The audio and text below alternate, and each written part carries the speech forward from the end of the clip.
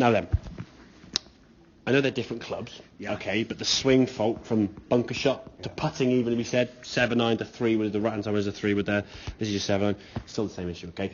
Set up, your shoulder was forward or your shoulder's direction was open, okay.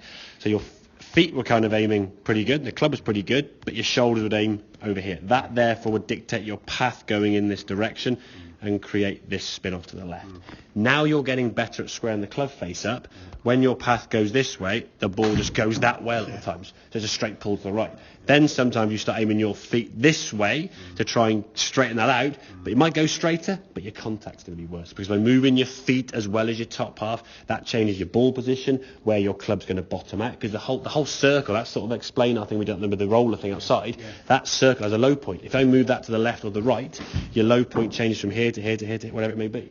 So moving all these other body parts affects your contact, okay? The club face affects direction, the body will affect the contact. So if we look at the impact of these two here now, okay? Good backswing.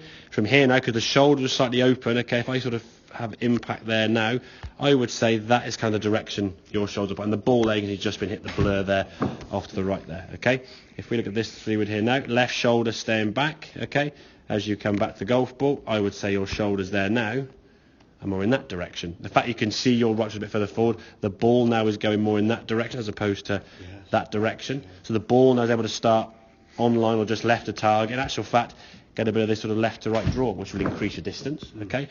Noticeably on this 3-wood here now, for whatever reason, the swing's a bit shorter compared to when you're swinging a 7-9, which you'd expect to be a longer swing with a 3-wood, wouldn't you, because it's a longer club.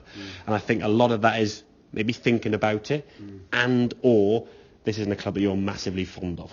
And when you get lacking confidence with a club or a swing or whatever, we tend to be less is good because I'm going to be less wrong. Okay, having the confidence to swing the golf club up round your right shoulder like so, as opposed to sort of stopping here. Okay, it is a full release and swish of that club. We're trying to beat the bag, kind of that sort of swishing of the club. That sort of with the roller out there, there was an unhinging of the wrist both on the way back and on the way through. We can get more of that. We can get some distance, we can get some shots going down the fairway, okay? And get some distance there going straighter. There's no point in getting a lot of distance going in that direction and losing a golf ball in the right and rough. And then you just move in your lower half way off to the left. Because then it might go straight, but you'll probably miss hit it. So, what's the lesser of two evils? Yes, it might go straight, but then certain courses you might play, got a carry over something. So, 100 yards in the air straight in some rough, or 150 yards right in some rough. What do I want? I don't know. Ideally speaking, we want to get a bit more zip to target, with your body lined up straight towards target. Okay, does that kind of make sense there? Understand that kind of concept? Yeah, so as much as you felt this was a big change, and I suppose it is in terms of the movement, we've basically taken your shot, I sort of prodded you back and moved it maybe, I don't know, 6 to 8 inches back. It wasn't like it's gone like way back, or anything else has changed.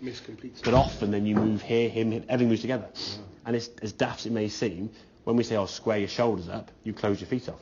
That was the way you moved your shoulders left. Rather than moving the things that were wrong, you moved other things to try and just to change it for you. So it's making sure. But get into that routine, as we said. Start off when you set the golf ball, club down beyond the ball first, grip, and then shoulders, and then the last thing is just set your feet. If you put your feet down first with the shoulders open, then you've got to try and move them. You're always shuffling and shifting around. You'll never get in a comfortable spot there. So okay, then, mate. That kind of makes